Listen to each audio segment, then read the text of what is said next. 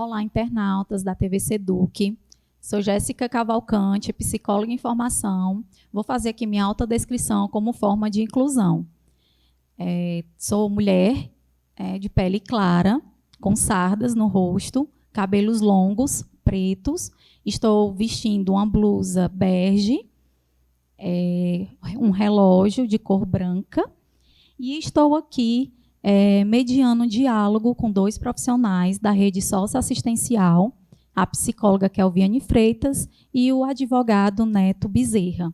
E aí, de antemão, eu agradeço a disponibilidade de ambos, com esse momento tão importante de compartilhamento de informações, para a população, para os internautas da TV Seduc.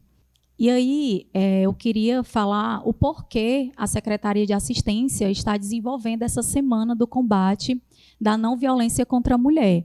Aí, diante de todo esse quadro que vivenciamos durante todo o ano, existem equipamentos socioassistenciais que trabalham essa temática e vamos falar um pouquinho do nosso tema, que é violência doméstica, um ciclo que leva ao feminicídio.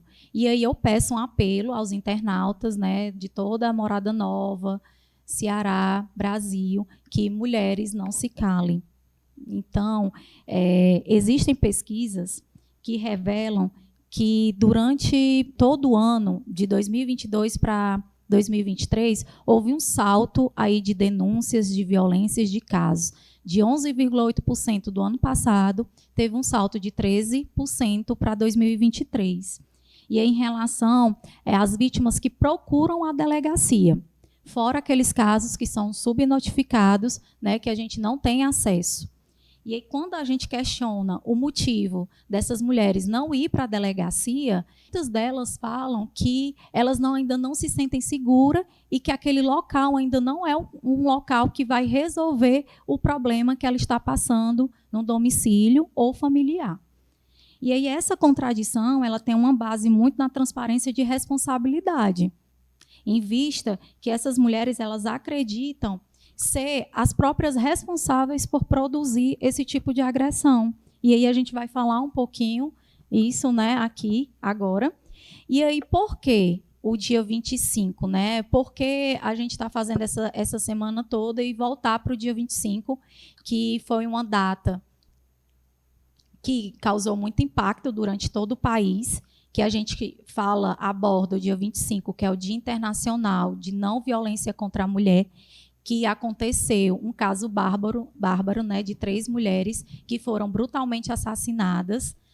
E aí, diante desse caso, houve uma grande comoção em todo o país, e aí ficou registrado, no dia 25 de novembro, o Dia Internacional da Não Violência. Diante dessa situação, desse impacto, a pessoa que acometeu esse crime, ela também foi assassinada posteriormente. E aí, por isso que também gerou mais um impacto a essa data, que foi em 1960. Eu vou pedir para que vocês se apresentem, se coloquem aqui para a gente, quem são vocês, onde vocês atuam, para a gente poder dar continuidade nas perguntas, tá bom? Pronto. Oi, todo mundo que está acompanhando a gente. Eu sou Kelviane, como a Jéssica falou. Sou psicóloga de formação, Eu tenho especialização em saúde da família. Já trabalhei em outras áreas e hoje eu estou como técnica de referência da produção social básica aqui em Morada Nova, Eu sou uma mulher magra, mais ou menos 1,70, pele clara, tenho cabelos longos, em tom meio castanho, uso óculos, estou com uma blusa branca e uma saia estampada, em tons de azul e algumas folhagens, digamos assim. Quando eu fui convidada para estar aqui hoje, eu pensei muito sobre a importância da gente voltar nesse tema, Algumas pessoas já devem ter percebido que a gente trabalha isso em um outro mês também, do ano, e assim são campanhas muito intensificadas nessas 2 datas por um motivo importante, que é o que a gente precisar ainda falar muito sobre isso, porque por mais que nós tenhamos conseguido muitas conquistas, tenhamos conseguido muitas legislações e tudo, ainda são coisas que acontecem, Então, existe um motivo para as coisas continuarem acontecendo em um volume tão grande, por mais que subnotificado, A gente tem um volume muito grande e sabe que existem bem mais casos do que esses. Então, assim, enquanto existir a necessidade, a gente vai precisar trabalhando isso, às vezes, bem mais do que 1, 2, 3 vezes ao ano, né? Porque os meses eles são alusivos a essas datas, mas a gente sabe que acontecem em todo momento, né? De manhã, tarde, noite, de janeiro a dezembro, e de janeiro a dezembro do ano seguinte. Conforme as perguntas forem surgindo, os comentários forem acontecendo, a gente vai ver que muitas coisas são do senso comum, né? A gente já sabe que existe, que acontece, que é assim, mas muitas não. Então, assim, o objetivo desses momentos é realmente tanto transmitir conhecimento como proporcionar a segurança para você saber identificar, saber o que fazer, saber como é que é, saber como agir, saber sua rede de apoio, enfim, né? A gente conseguir, dessa forma, junto com outras formas, também trabalhar para diminuir essa situação, né? Que é muito presente no nosso país, infelizmente. Neto. Olá, eu me chamo Neto Bezerra, sou advogado, tenho aproximadamente 1,83 m de altura, estou usando uma blusa preta, um terno preto, sapatos marrons, cabelos curtos e olhos pretos, também tenho barba. Sou advogado de formação já há 4 anos, fui técnico do CREAS, o Centro de Referência Especializado em Assistência Social, durante 1 ano. Estive à frente da equipe técnica, né, vivendo algumas situações em que podemos atender mulheres vítimas de violência doméstica, e também venho trazer um pouco de conteúdo jurídico a respeito desse tema, certo? Ao desenrolar do nosso podcast, iremos trazer aqui algumas situações esclarecedoras e também como agir após uma vivência de certo fato. E aí, dando continuidade, a gente vai começar esclarecendo aos internautas a diferença, né? Eu queria que você me falasse um pouquinho do que é, Kelviane, essa violência doméstica e qual tipo de violência existe. Pronto.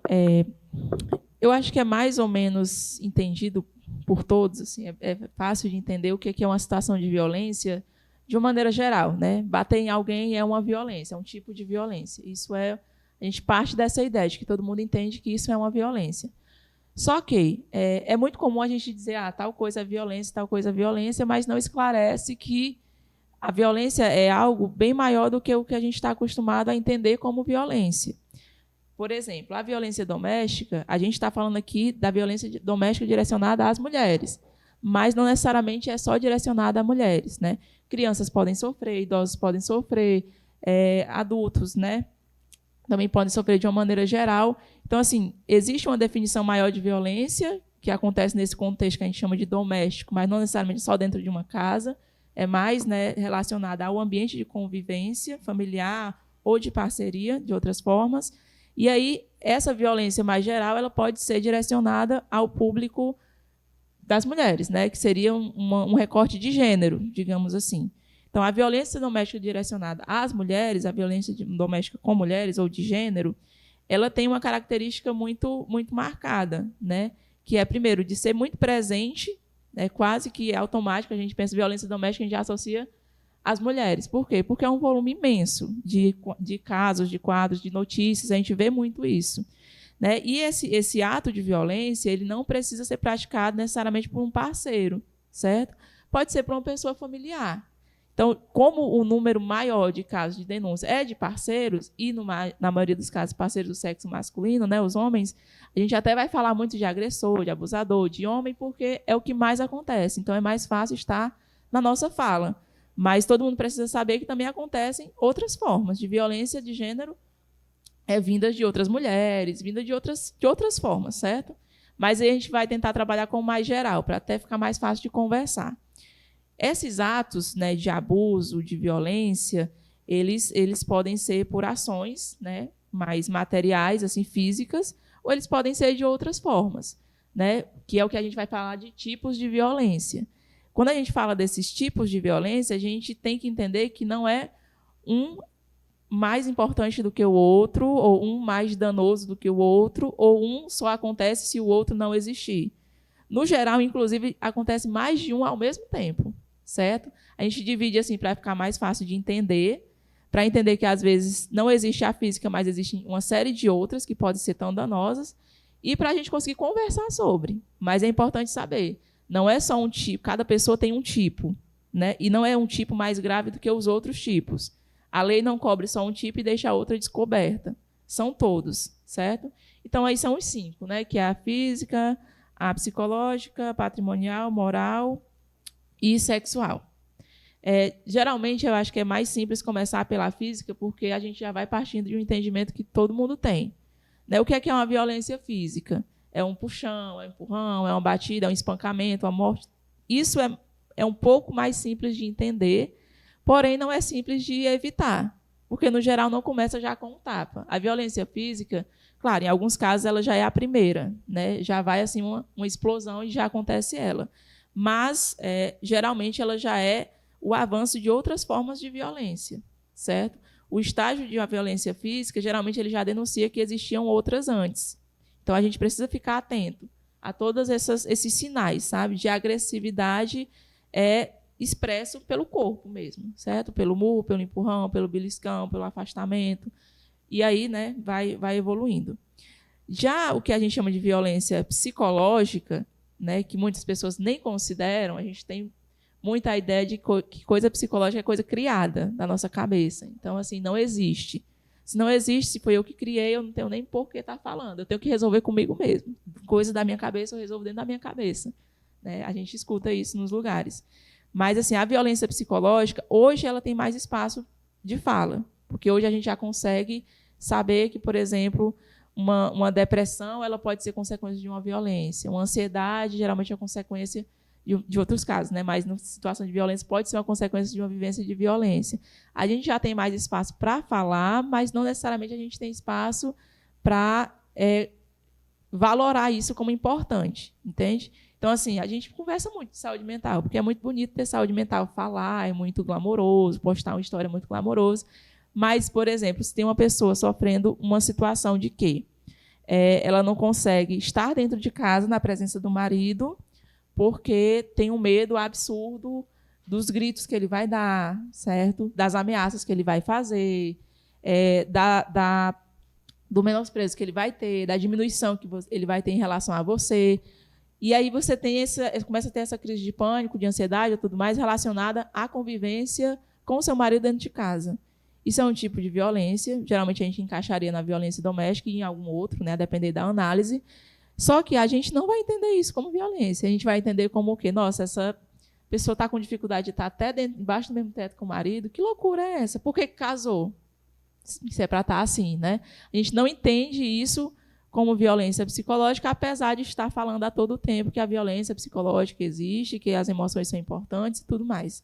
Então, assim, hoje eu percebo, né, que a gente tem mais espaço para falar desses abusos que eles são verbais, que eles são os gritos, que eles são essas diminuições que a gente encara no dia a dia, as ameaças e tudo, as chantagens, mas a gente ainda não entende isso propriamente dito como uma violência. Poucas pessoas vão denunciar, por exemplo, isso.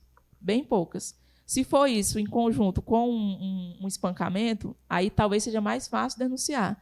Mas só essa violência não vai ser denunciada. Possivelmente. Né? A gente torce que sim, mas possivelmente não vai. E aí, quando a gente vai passando para as outras, vai ficando mais complexo ainda identificar e entender isso como uma violência. Por exemplo, né, a gente passa para a violência sexual. É comum a gente falar, eu digo muito isso porque eu acho que existe muita diferença do que a gente fala e do que a gente faz, né, e do que a gente acredita. Às vezes a gente fala coisas que a gente não acredita. E aí, se você não acredita em algo, é muito difícil você agir de acordo.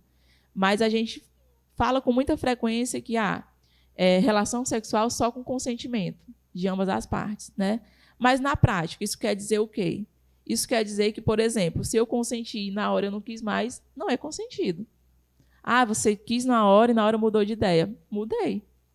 E aí? Entendeu? Consentimento ele não é um termo que você assina uma semana antes. Ah, eu vou encontrar você e vai ser bom, mas consenti.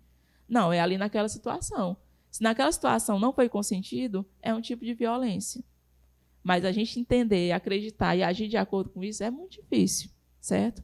E aí a violência sexual ela não vai ser só esse ato propriamente dito. É o mais comum, né, da gente dizer que fulana passou por um estupro porque não teve a relação consentida e o cara foi lá e estuprou. Certo, essa é mais fácil de visualizar. Mas, por exemplo, as situações onde o seu parceiro ele retira o preservativo, por exemplo, na hora do ato, sem você ver, sem você saber, sem você ser comunicada, isso é também um tipo de violência sexual. E é muito comum de acontecer. Na verdade, é muito comum de acontecer dele não querer usar, né? Porque os homens têm, no geral, né? Eu sempre falo de uma maneira geral, essa cultura. Mas isso de retirar sem o consentimento, tudo também é uma forma de violência. Além das outras, né? Os toques sem consentimento, as chantagens para você fazer em horários que não quer, para ser obrigada. E o próprio estupro, né? Propriamente dito. Eu falo dessas outras porque tem violências sexuais que acontecem dentro de casamentos, de namoros, de relações que você vai dizer que não acontece porque não é com um estranho, mas também pode acontecer. Entende? Aí vai ficando mais difícil, porque assim, como assim? O meu marido pode estar praticando violência sexual contra mim? Pode, certo? Se preencher lá os requisitos, não importa se ele é seu marido ou se ele é alguém que você conheceu ali na esquina. A violência, ela não analisa o nível de vínculo que você tem com essa pessoa. Pode até analisar para a gente encaixar num tipo ou no outro, mas o ato de violar você, digamos assim, não se restringe a isso. Então, pode ser, sim, o seu namorado, né? Ou pode ser, sim, um ficante que você tem. Ou pode ser, sim, uma pessoa que você conheceu há 2 dias e decidiu que ia ficar e depois não quis, e aí aconteceu a violência. E aí entra, né, a questão, só reforçando, essa questão mesmo de ser você mulher, o que você está sentindo diante, né, até da procura do teu esposo.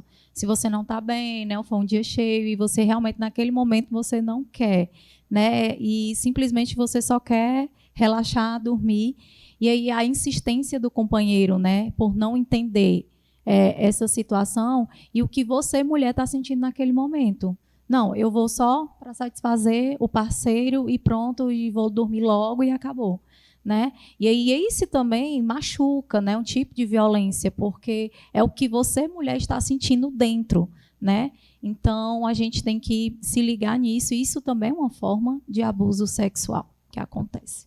E para a gente ver como elas vão se linkando, porque, por exemplo, você se recusa e é forçada a ter uma relação sexual, e aí você tem a relação. No outro dia, você é forçada de novo. Então, você já tem a pressão de saber que você vai ser coagida. Então, aí já muda, não muda, né? Na verdade, acrescenta.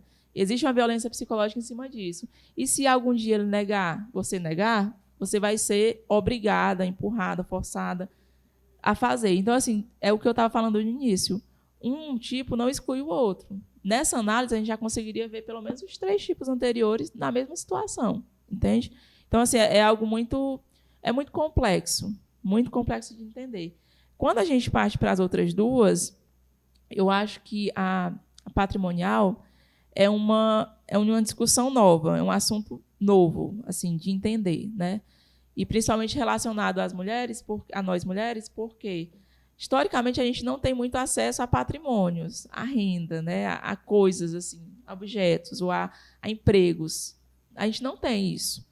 Hoje a gente tem um pouco mais, mas pode acontecer de mesmo nós sendo responsáveis pelas nossas próprias conquistas, outra pessoa tem de se apropriar do nosso salário, ou do nosso carro, da nossa casa, dos nossos bens. Tudo isso, essa tentativa de apropriação, esse roubo, furto, né, outras coisas, são um tipo de violência ligada ao patrimônio, que a gente vai classificar como violência patrimonial.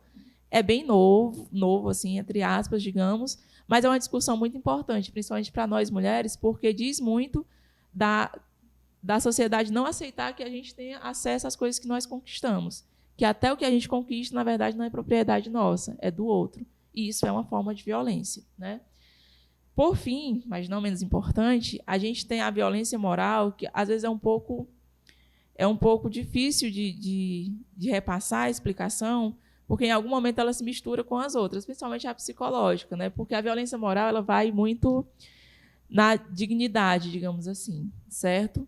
Então, assim, aquelas situações onde você está sofrendo calúnia, injúria, onde está sendo difamada no meio da rua, onde está sendo acusada de coisas, onde está sendo a sua dignidade está sendo posta em xeque em rede social, com os amigos, em outros ambientes. Isso tudo é um tipo de violência, né? Porque às vezes a pessoa nem está falando com você isso, mas está falando de você para terceiros, né? Para fora, e é baseado na sua condição de ser mulher. Então, isso também pode e deve ser encaixado como uma forma de violência. É uma forma mais delicada de analisar, porque assim, a gente ainda está meio que se apropriando de como é que analisa essas coisas, né? Essas coisas que dizem da moral. Também porque a moral da mulher é sempre mais questionada do que a dos outros, né? A das outras formas de vida. Mas, assim, isso também é uma forma de violência, certo? No geral, a lei descreve essas 5 formas, né? De formas diferentes, mas que elas podem conversar muito, e como eu estava falando, elas conversam.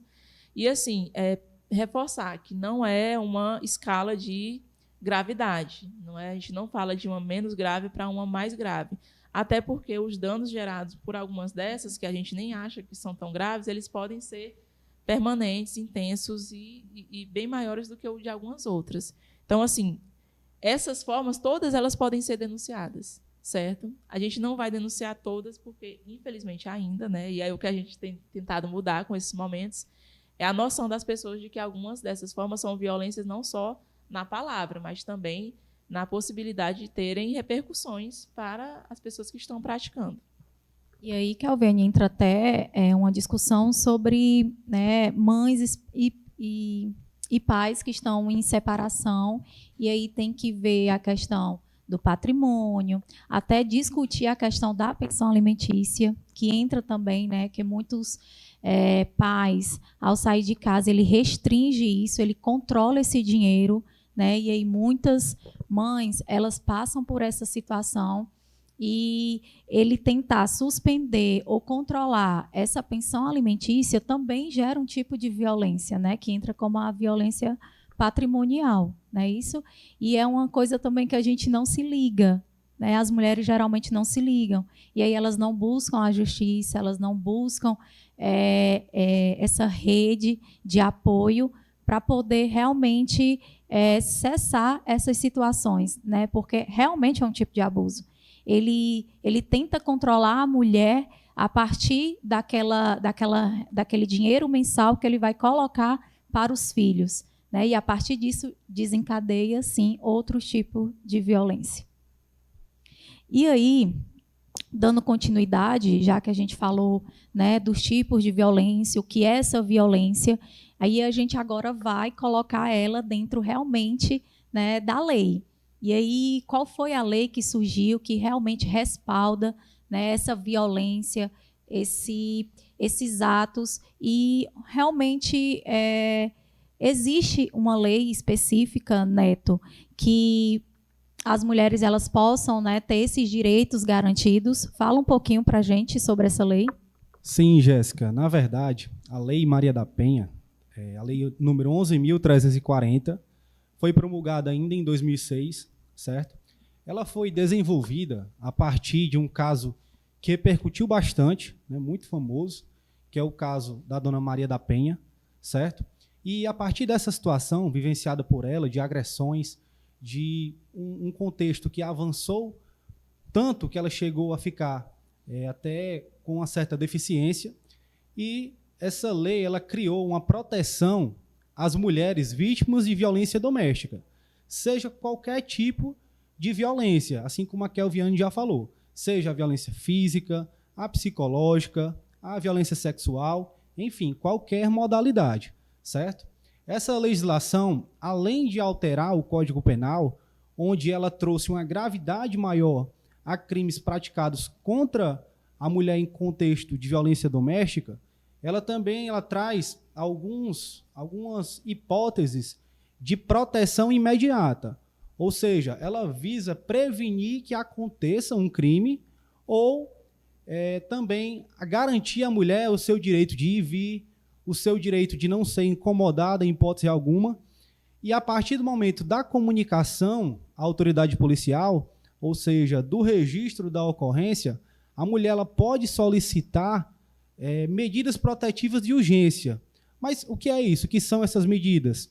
Geralmente, é um afastamento do agressor, é o afastamento do agressor do próprio lar, certo?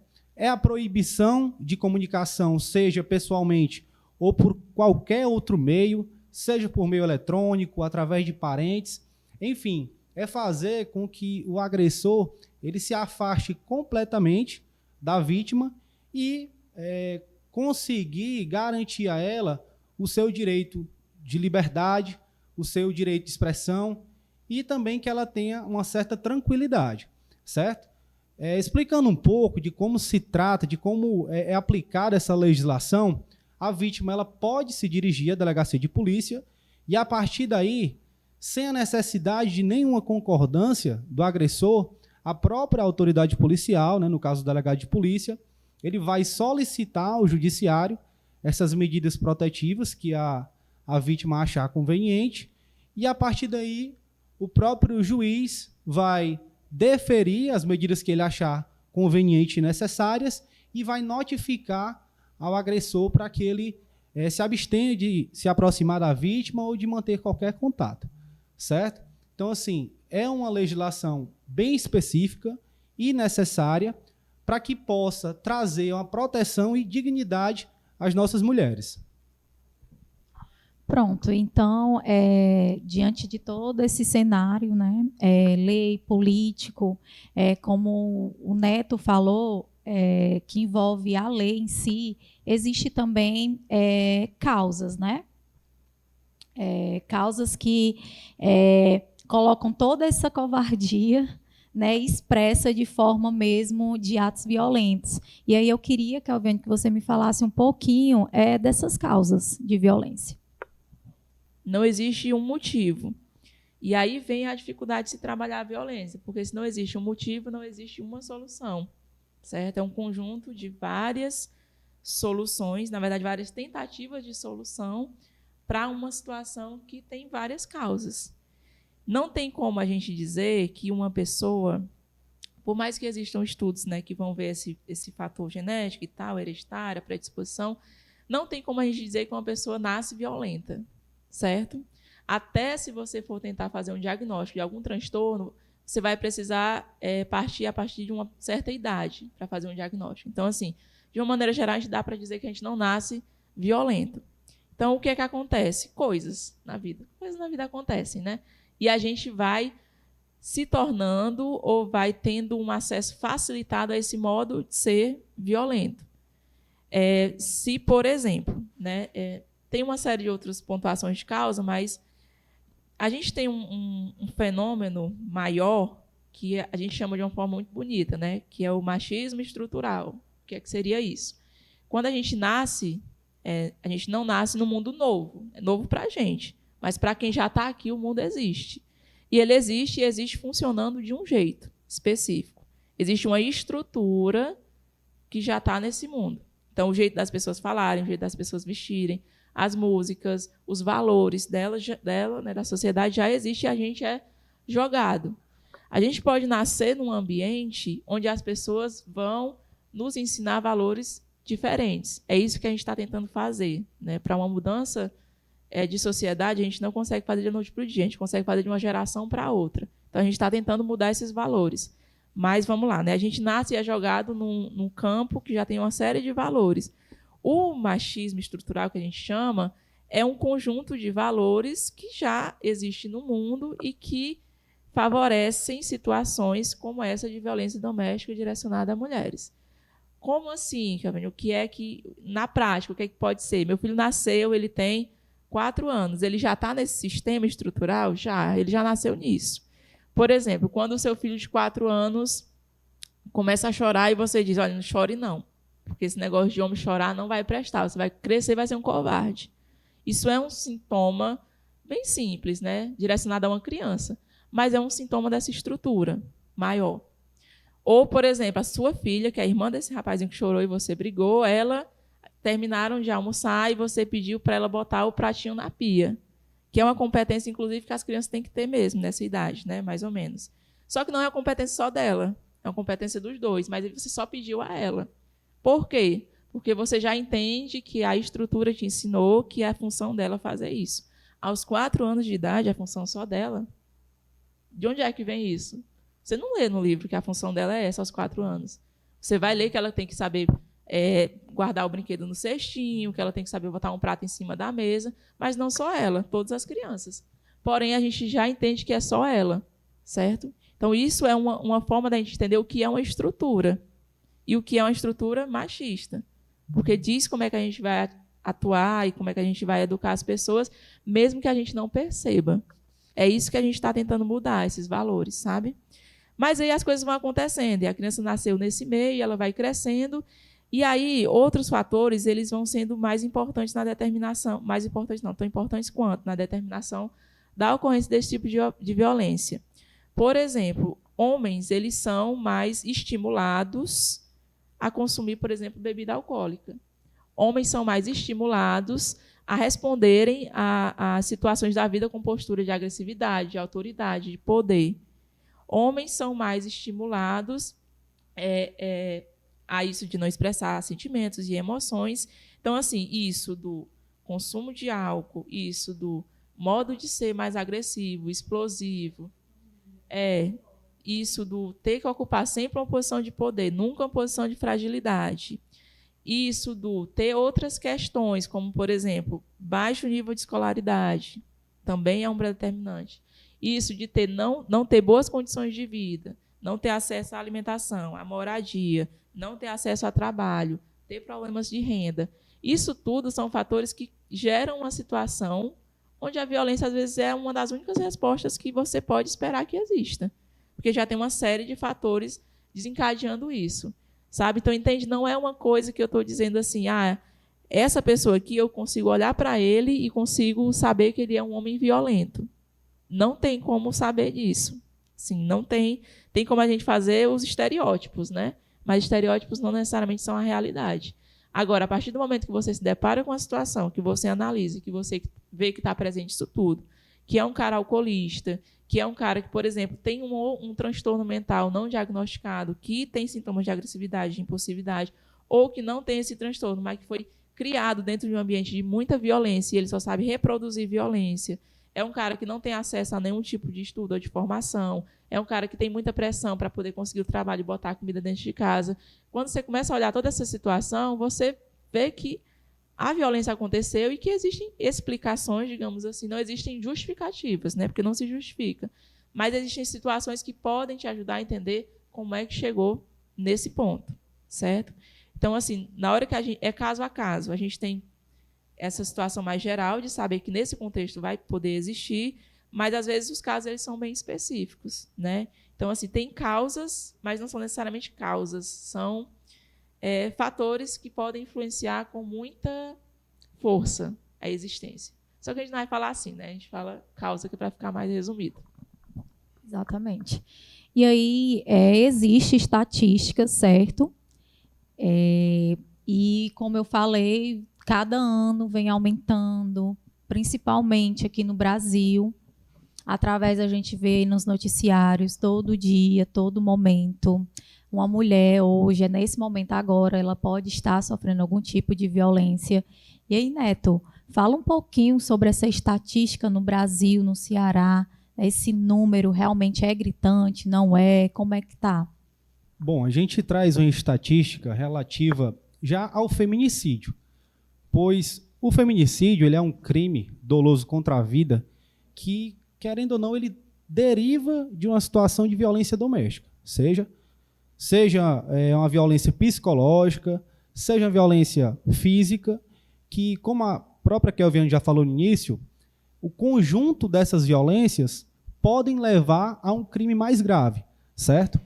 E assim, as estatísticas no Brasil e também no Ceará são preocupantes, porque o primeiro semestre no Brasil houveram cerca de 708 casos de feminicídio, enquanto já em 2023, também no primeiro semestre, aconteceram 722, ou seja, houve aí um avanço, uma crescente preocupante de número de casos de feminicídio.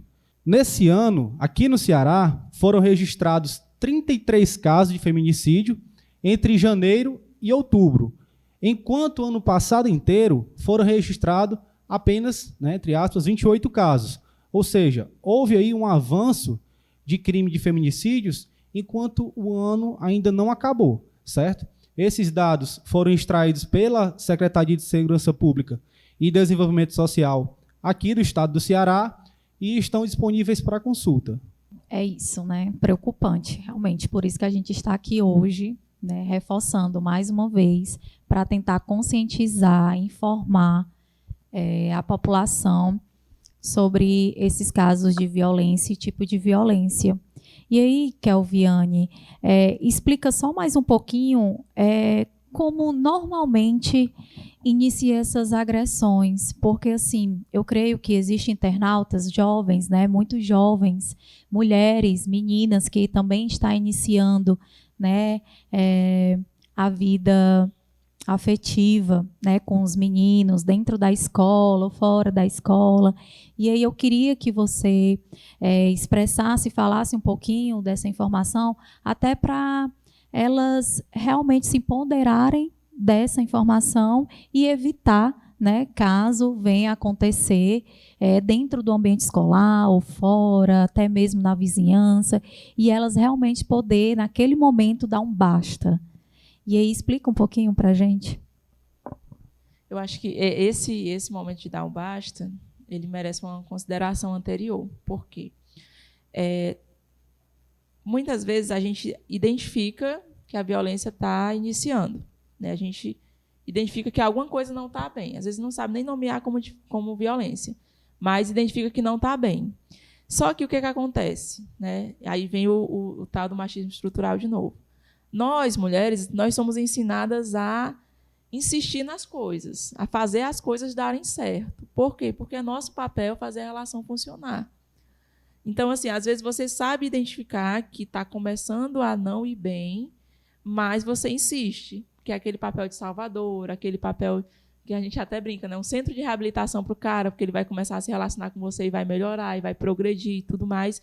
Você tem essa esperança, que é bom para o ego. Nossa, eu salvei o Joãozinho da vida que ele estava. Ele mudou completamente quando começou a namorar comigo, né? Não se engane, não foi por você. Mas, assim, existe essa concepção que é colocada, né, para a gente desde muito cedo, e aí a gente entra numa relação com essa visão. Tem um ciclo mais ou menos descrito, né, da violência, não é exatamente assim em todos os casos, mas, no geral, começa com uma fase que a gente chama de fase de tensão. Então, é aquela fase que você está se ligando que não está bem, né? Os ânimos não estão como eram antes, você já se sente um pouco mais coagida a falar, a expressar o que você quer, a se colocar nas situações, você sente que ele já está ali mais arredio e tudo. Essa fase de tensão é uma fase onde a gente, em tese, já deveria se retirar, né, dessa relação, porque, no fundo, é o que está sinalizando. Não vai sair daqui para uma boa, você não vai conseguir salvar esse negócio.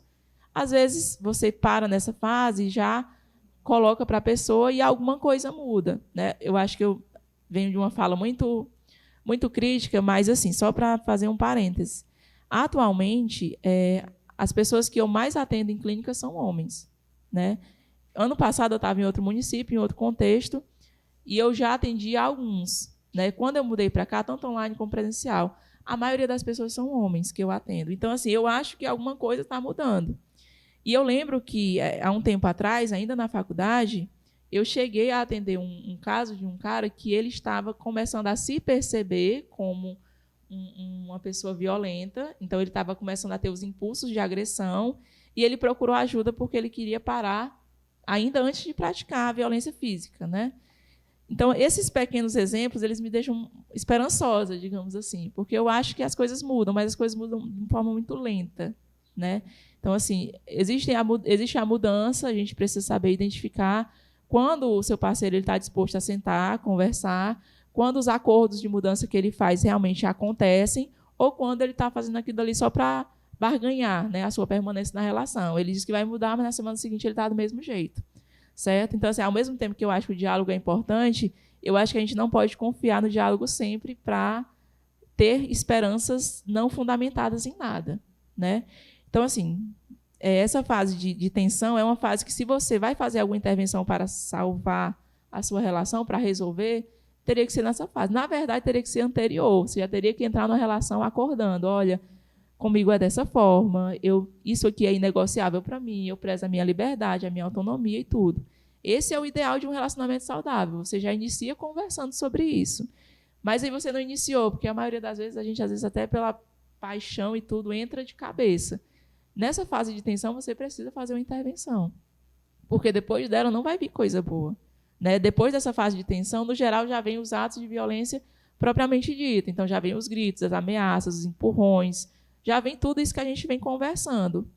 E depois dessa fase de ato em si, é que vem o mais complicado, que é o que às vezes as pessoas chamam de fase de lua de mel, que é quando vem o suposto arrependimento, que é quando vem a proposta, a promessa de mudança, e aí você fica porque você gosta da pessoa, você tem um apego, ou às vezes porque você depende da pessoa, você fica na esperança de que existe uma mudança. Mas isso é um ciclo. Então, assim, vai voltar de novo para o momento de tensão, vai voltar de novo para o momento de agressão, e possivelmente vai voltar de novo para esse momento de, não, agora a gente vai ficar bem porque eu vou mudar. Ciclos se repetem até que a gente quebre, né? O nosso momento hoje aqui, ele tenta quebrar um ciclo maior, mas cada uma de nós, quando se vê numa situação dessa, tem que conseguir quebrar o próprio ciclo, certo? E aí entram várias outras situações, né? Entram as políticas públicas, entra a sua rede de apoio particular, entra as legislações, entra o poder de justiça, tudo entra, porque você não está sozinha. Agora, o difícil é entender onde você está, difícil é confiar no outro, isso aí é todo um trabalho. Mas, assim, para quebrar esse ciclo de violência contra a mulher, o Estado ele também tem estratégias, certo? Só que a gente não consegue forçar as situações a acontecerem. Boa parte das atitudes elas têm que partir de uma consciência própria.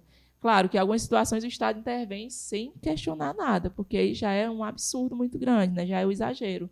Mas nessas fases iniciais, a gente precisa informar as pessoas, né? Homens e mulheres, e a gente precisa fazer isso que é uma palavra até já bem corriqueira, empoderar, digamos assim, para as pessoas terem o poder, ou terem a autonomia, terem a atitude, a consciência e a visão de que elas precisam agir por si, nesse sentido, e buscar uma forma de ajuda. Neto, você já até colocou um pouquinho, né, do que se trata o feminicídio, mas assim, gostaria que você realmente fundamentasse a diferença entre o feminicídio e o homicídio, né, que ainda existe, a sociedade, muitas delas ainda não entende. Quando se trata de uma vítima mulher, às vezes elas se tratam como, houve um homicídio de uma mulher em determinado lugar. E aí, explica um pouquinho para a gente essa diferença entre homicídio e feminicídio. Jéssica, o nosso Código Penal ele é bem específico quando ele trata de homicídio. Homicídio é o caput do artigo 121 do Código Penal, que ele é simples e objetivo, matar alguém. Esse seria o crime principal, digamos assim, dessa previsão legal, certo? Mas a partir de 2015, pela Lei 13.104 daquele ano, foi instituído, foi acrescentado nesse artigo uma qualificadora, que é a qualificadora do crime de feminicídio. Na verdade, o feminicídio ele é uma derivação do crime de homicídio, ou seja, é uma conduta mais grave, né, praticada contra a vítima mulher, pelo simples fato dela ser mulher, certo? Então, é o crime de homicídio praticado contra a vítima pelo fato exclusivamente da condição de mulher que ela tem, certo? Esse delito do crime de feminicídio, ele é tratado com mais rigor, haja vista que é uma qualificadora dentro do crime de homicídio e traz uma pena em abstrato, né, uma punição maior àquele que comete, certo? Enquanto o crime de homicídio ele inicia com a pena um pouco mais branda, o crime de feminicídio ele já começa de 6 a 15 anos, certo?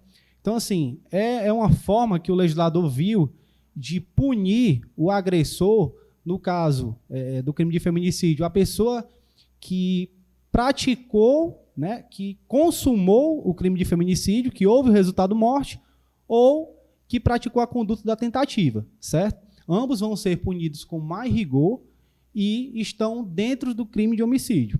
Então, assim, dentro da nossa legislação, no geral, nós temos várias legislações específicas que visam proteger a mulher, certo? Como eu já falei, a Lei Maria da Penha traz algumas possibilidades de haver medidas protetivas com a visão de proteger a mulher e também dentro do próprio Código Penal, certo? Além do feminicídio, nós temos também a lesão corporal, que está prevista lá no artigo 129, que ela também tem uma especificidade quando se trata de violência praticada contra a mulher, certo? E assim, violência doméstica, né? A gente não é difícil imaginar, né, dentro do contexto familiar, tudo que a mulher, seus filhos e filhas sofrem por décadas, né, em relação aos seus parceiros, companheiros. E esse ciclo de violência gera inúmeros traumas psicológicos. E aí eu queria, Kelviane, que você falasse um pouquinho dessas consequências, né, do ato da violência doméstica dentro do contexto familiar, do habitat mesmo, né, das famílias. Qual essas consequências psicológicas que afetam as mulheres dentro desse ciclo de violência doméstica? Pronto, Jéssica. As consequências, de uma maneira geral, elas são bem visíveis, né? Às vezes você não sabe a causa, mas você está identificando uma consequência de algo que você ainda não sabe que existe. Então, por exemplo, vai muito naquela de... Eu gosto de dar uns exemplos para ilustrar. Quando uma mulher que está em situação de violência aparece com um braço quebrado, você diretamente associa, é uma consequência da situação de violência. Se essa mulher dá entrada em uma unidade básica de saúde, por exemplo, com crises iniciais, né, ainda de forma leve, digamos, de ansiedade, e no relato ela associa isso ao marido, você não vai necessariamente alguém de fora dizer que isso é uma consequência da violência doméstica, né? Pode ser uma consequência dessa mulher que está muito ansiosa e que não está sabendo lidar com o marido. As pessoas geralmente não entendem a ansiedade como uma consequência de alguma coisa que está acontecendo, né? Parece que a ansiedade acontece e aí depois dela é que as coisas pioram. Mas não, no geral as coisas estão ruins e ela aparece para sinalizar que as coisas estão ruins.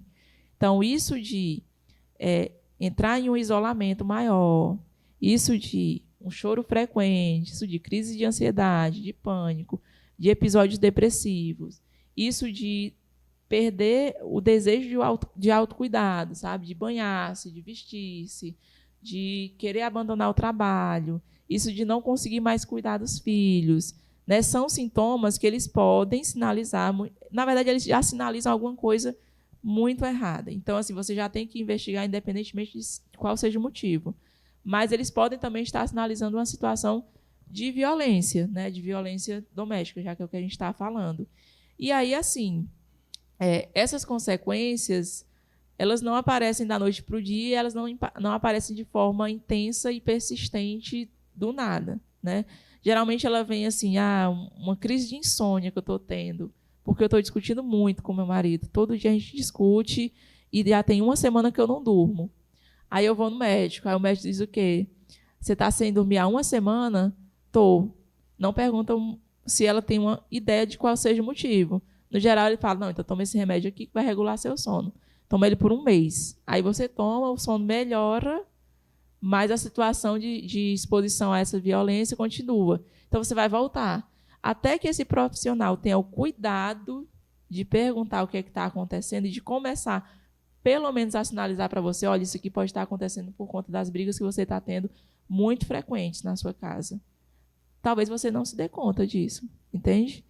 Ou, por exemplo, você tem algumas situações que a gente chama de somatizar, né? O corpo ele absorve muito as coisas. Você aparece com uma doença que não tem causa nenhuma, mas toda semana você, né, é espancada, digamos assim. E aí você começa a ter crises de gastrite muito, muito frequentes. Nem sempre a gente tem um cuidado de entender que as coisas elas não têm causas imediatas, entendeu? Não é, hoje o meu marido me deu um murro no braço, amanhã eu vou começar a chorar e vou chorar 2 semanas inteiras. Não é assim que funciona, certo? Então, existe da nossa parte profissional, né, uma necessidade da gente se capacitar para saber observar, e existe uma necessidade das pessoas se informarem e entenderem que aquilo que elas estão passando, né, de situação pode ser uma situação que é consequência de outra. Não é uma situação que começou e a partir dali vai gerar coisa. Ela já vem como resultado de outra consequência, certo? É complicado porque assim, a vida ela é muito múltipla, tem muitas coisas que podem gerar estressores para a gente.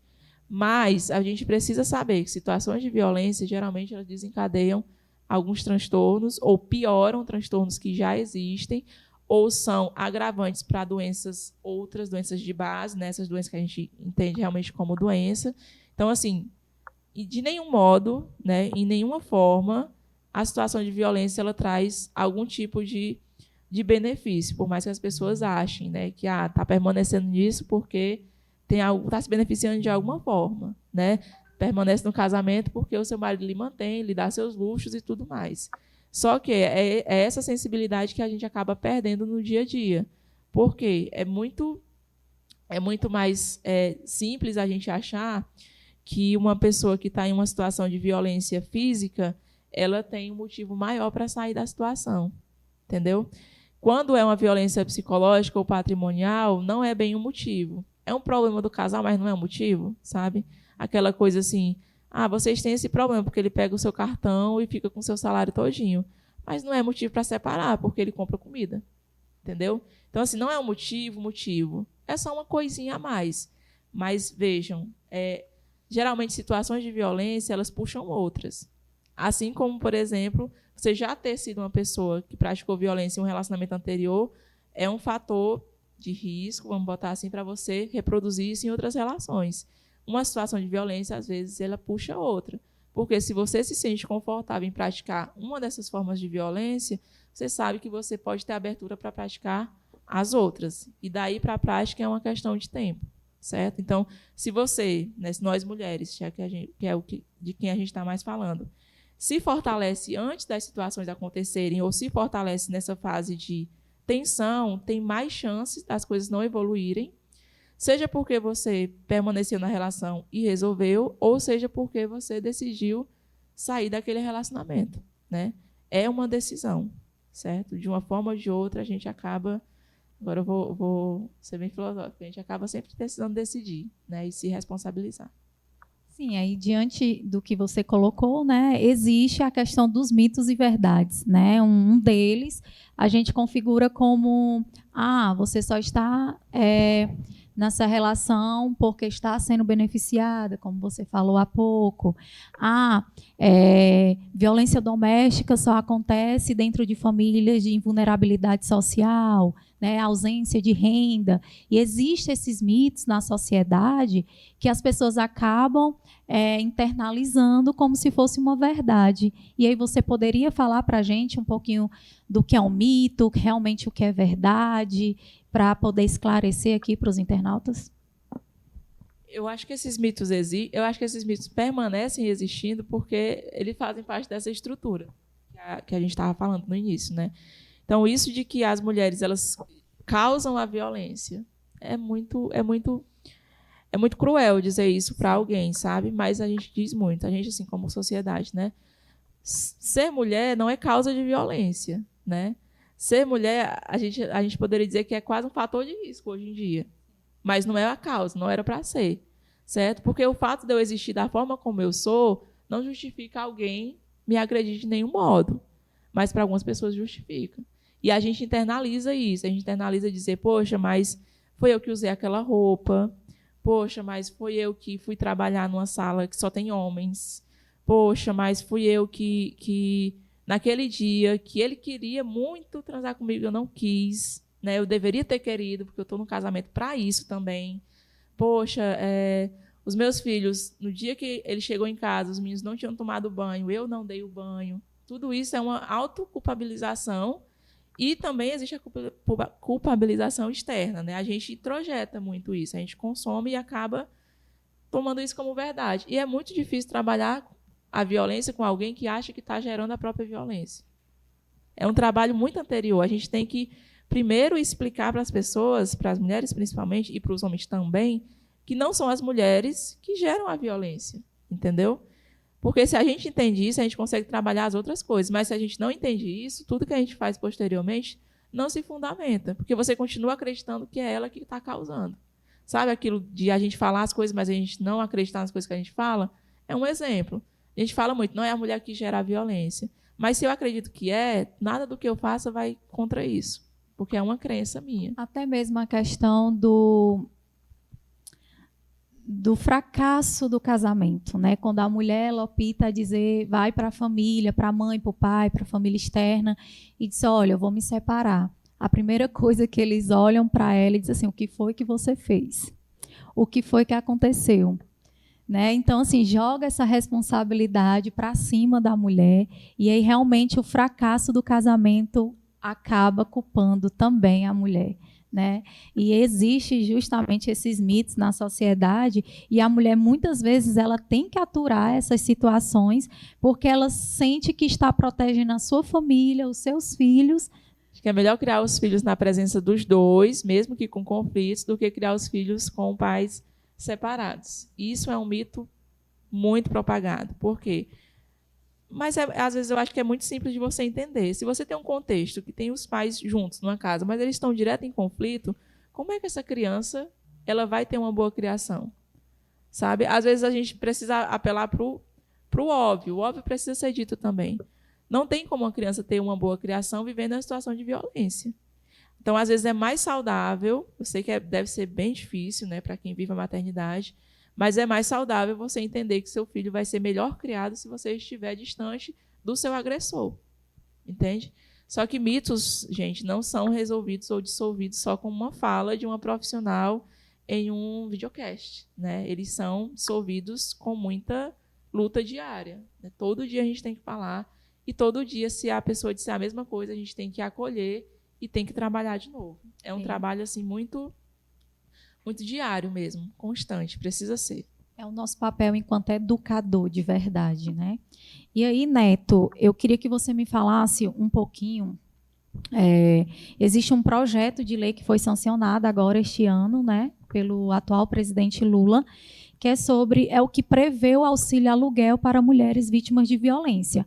Apesar que existe, né, no SUAS, uma lei de aluguel social, né, que é um benefício eventual, que já prevê essa situação, né, e no município existe também a questão de dar prioridade às mulheres vítimas de violência, né, que trata do benefício eventual, que é uma lei municipal, né, que vai tratar e especificar como é que vai ser concedido essa questão do auxílio.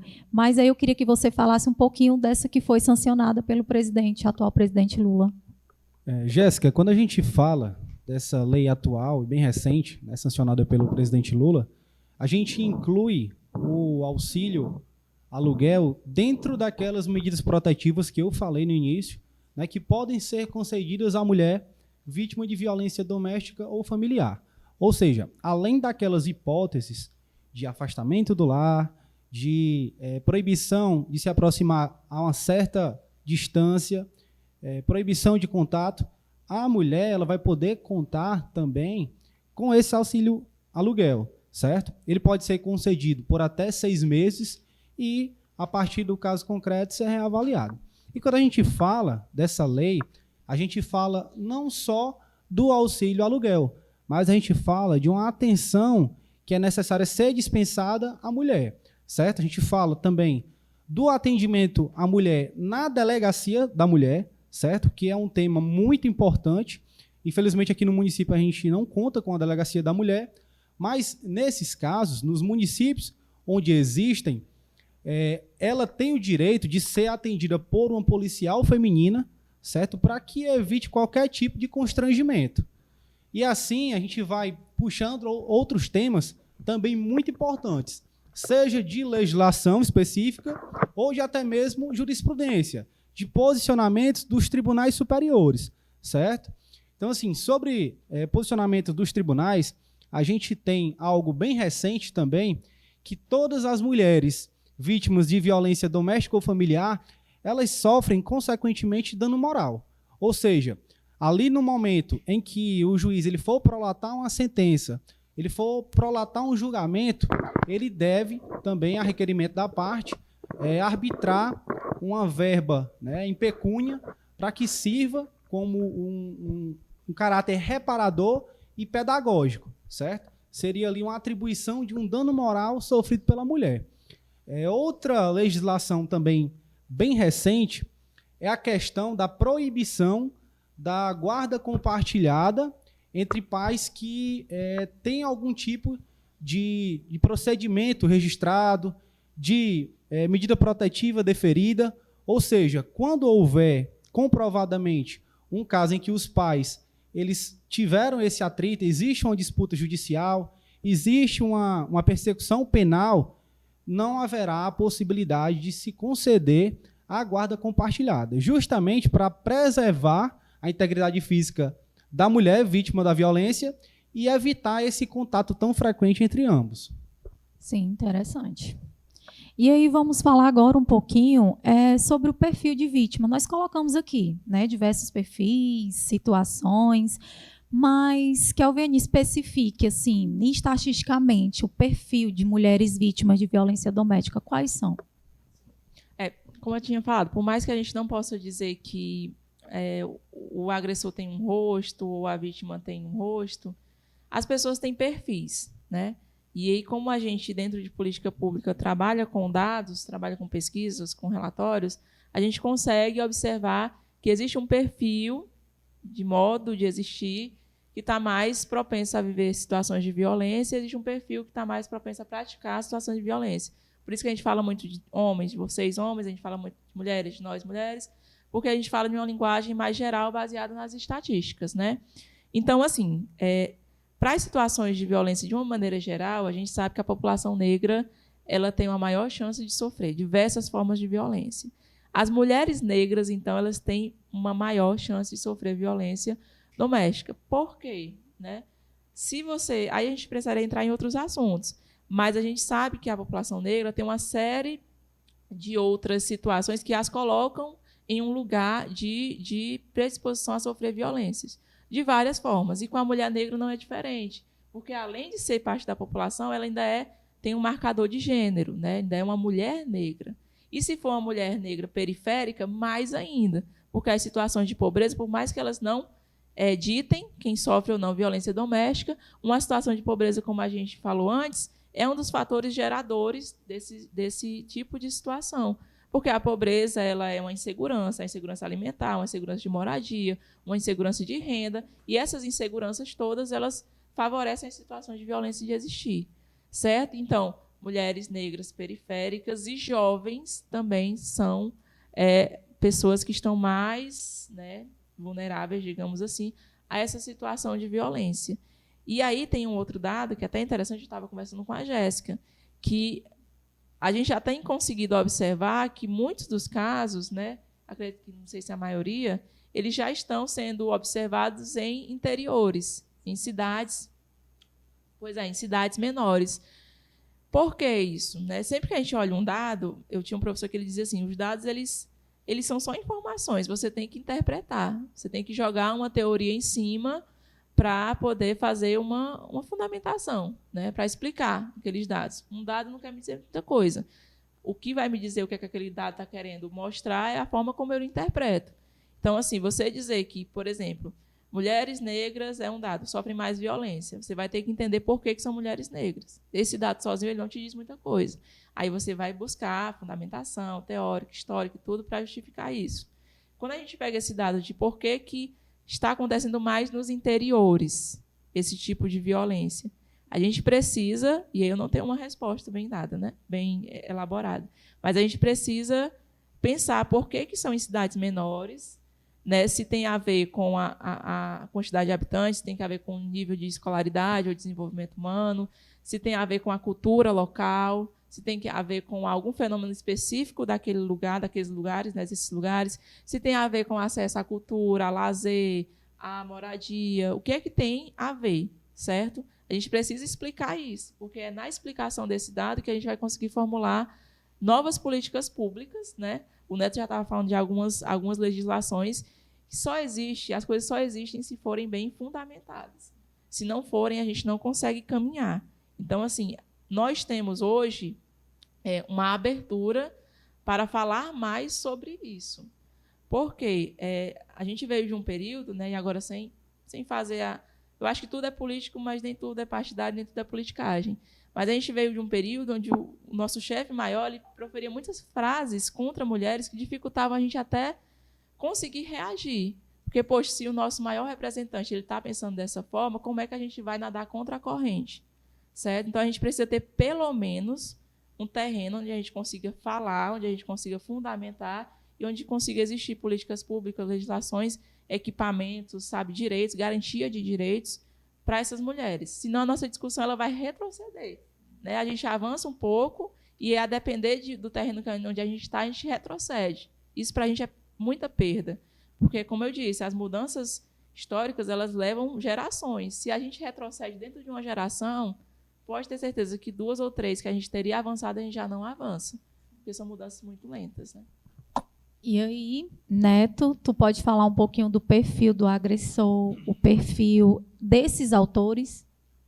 Jéssica, segundo um pequeno levantamento, no Brasil, atualmente, aproximadamente 27 milhões de mulheres, elas revelaram que já sofreram algum tipo de violência e 31% desse público afirma que foram de ex-companheiros, ex-cônjuges, parceiros. Então, assim, a grande parte dos agressores são pessoas que tiveram uma relação íntima, né, uma relação de companheirismo, de casamento, enfim.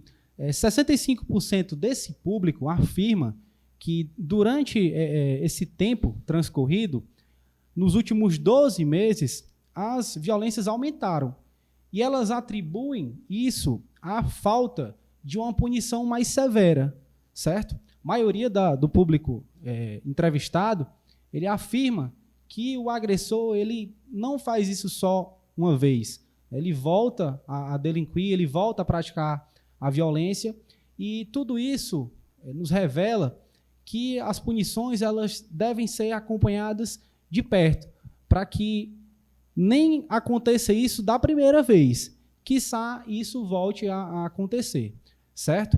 Então, assim, grande parte desse público relatou também a necessidade de um acompanhamento da rede socioassistencial, né, um acompanhamento de um profissional para que elas possam conversar, de um psicólogo, de alguém que sirva realmente como rede de apoio, certo? E o que a gente deixa registrado também são canais de atendimento, canais de denúncia, certo? Existe o Disque 100, existe o Disque 180, e da forma mais popular que a gente conhece, digamos assim, existe o 190, certo? Acione a Polícia Militar, vá até a delegacia de polícia ou o Ministério Público, registre a sua ocorrência e não se cale. Não tenha medo de uma possível represália, pois a legislação está aí para garantir a integridade física da companheira, da mulher, da vítima da violência doméstica, e esses são os canais que a vítima deve buscar, certo? A partir daí, o Poder Judiciário vai tomar as devidas providências, vai atuar de forma preventiva e também responsabilizar o agressor, né, a pessoa que praticou esse delito. E aí, só complementando, Neto, quando as mulheres realmente, né, elas denunciam e tudo, é constatado a violência em si, existe o Centro Especializado de Assistência Social, que é o CREAS, a qual vai acolher essas mulheres, as famílias, e vai fazer um trabalho realmente de acompanhamento, né, diante desse sofrimento, para estar fortalecendo os vínculos familiares, né, dentro dessa família, desses rompimentos, e realmente fazer com que a mulher ela se torne protagonista, né, da sua vida e que ela coloque sim um fim nesse ciclo de violência. E aí, você quer complementar alguma coisa? Sim, é só falar que esse nosso trabalho e essas campanhas, elas são relativas justamente a mulher superar essa questão e conseguir ter aquele primeiro contato com as autoridades, certo? A partir do momento que ela conseguir se libertar, digamos assim, e buscar as redes de atendimento, ela vai sim ser inserida dentro das políticas socioassistenciais, né? Ela pode chegar até o CREAS, e aí ela vai trabalhar os vínculos para que ela possa superar essa situação de violência vivenciada, ou essa ameaça de direitos que ela pode também estar sofrendo. E aí, para finalizar, internautas, gostaríamos de levar a mensagem para você, mulheres, que não se calem. Existe uma grande rede de apoio que está aqui preparada para que você quebre esse ciclo de violência. No mais, agradecer o momento, agradecer aos profissionais, a disponibilidade, à Secretaria de Assistência Social, à TV Seduc pelo espaço. Muito obrigada. E aqui a gente vai encerrar o nosso videocast do dia. Obrigada.